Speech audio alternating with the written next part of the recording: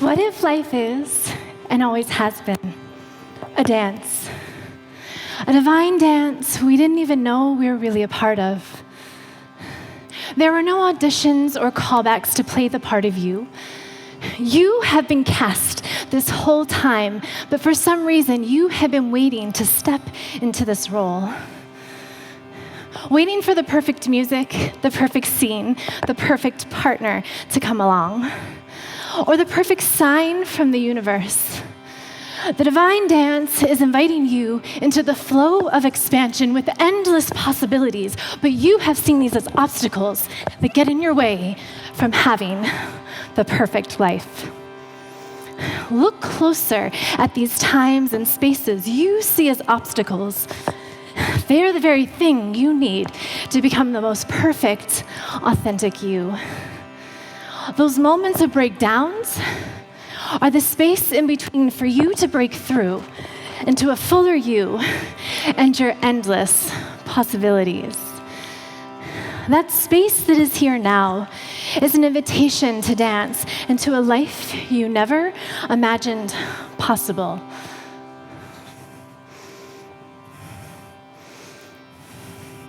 I have always been a dancer. Beginning at an early age, I spent endless hours alone dancing in my bedroom. It was a sacred space for me to feel all my feelings that I could not express to the external world. In that space, I had the freedom to feel ecstasy, pain, joy, sadness, peace, and frustration, all at once and through my movements. I allowed my movements to guide me through the web of emotions and the stories that played out in the day behind me, and the scary life that waited just beyond those bedroom doors. For me, dance has always been a gift to feel safe in the unknown, the space in between what was and what could be. 5 years ago, I found myself sitting backstage to what my life is here now. I was sitting in the darkness of the unknown. On January 9th, 2013, I woke up thinking I had my whole life figured out. I had a husband who loved me, a beautiful home, and a new dream job. What more could I ask for? I even had my father in my life again, who was happily rehabilitated from a lifetime of suffering from severe PTSD. There was always a great mystery in the role my father played, both in his presence and his 18-year absence. That afternoon on January 13th, my whole world shifted perspective in one single phone call. My dad died in his sleep. It was an eerie ending to a chapter that began 4 years prior from another phone call. My dad's voice on the other line. He was alive and wanted to be in my life again. Both of these calls were a step into the unknown. That first call in 2009 brought me to the space of peace with my dad. That second call in 2013 brought me to the space of peace within myself. As I moved into the space of that second call, it would have a ripple effect that led to the end of my marriage of 15 years and all the loss that came of it. The loss of a home, my family, my health, my own well-being. I started waking up in the morning not knowing who I was anymore. I'd look in the mirror and not know who I was looking at. By October, I was completely lost and needed some grounding. I woke up one morning and I texted my mom, "Can I come home this weekend?"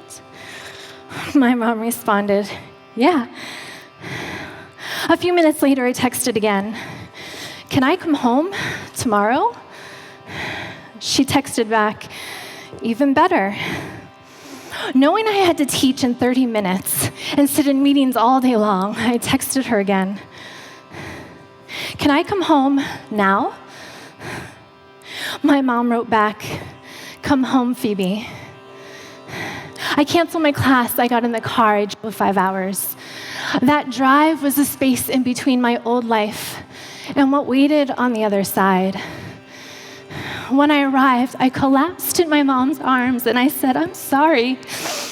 I was ashamed of all the loss and the lack of control I had over it. My mom looked at me and she said, "It's okay. I've been waiting for this moment." You see, as life was moving me in one direction, I was moving in another. I was fighting a fight that wasn't supposed to be a fight, but rather a surrender into a deeper version of myself. Once I stopped waiting for the signs from the universe to get my life back on track, I realized all those spaces of loss were the signs.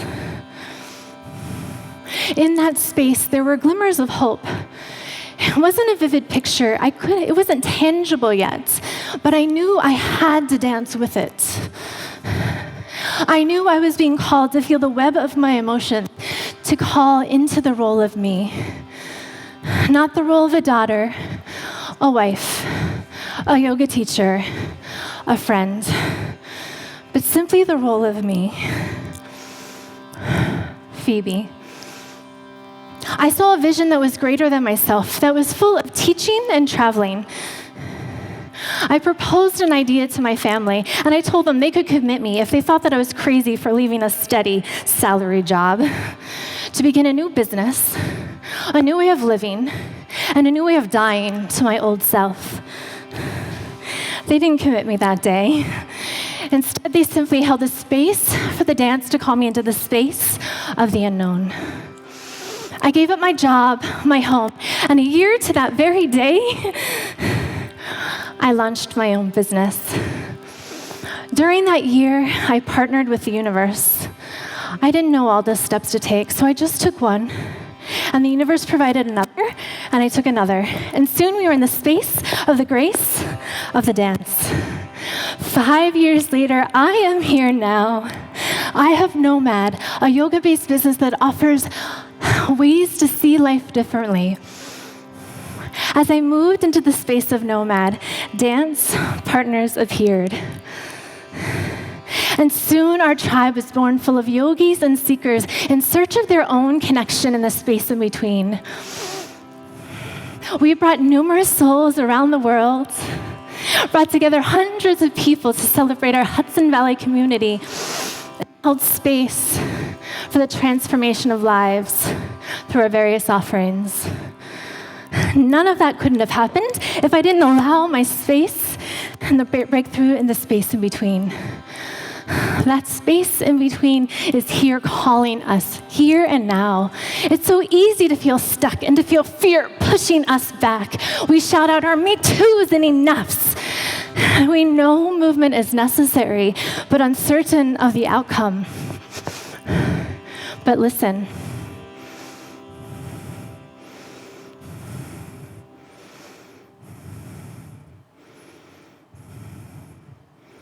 That space in between is calling. There is no choice. We are being called to feel our emotions here and now that will take us into the space of grace. There are no more roles to play except our own. And simply move into the space in between and begin to dance.